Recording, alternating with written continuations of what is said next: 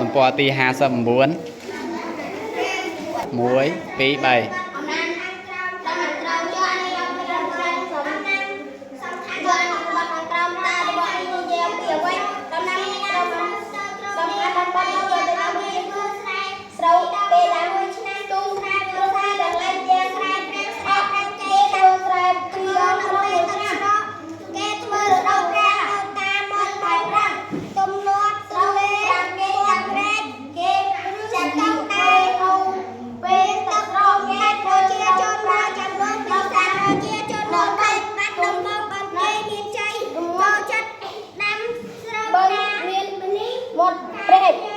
ឬស្ទឹង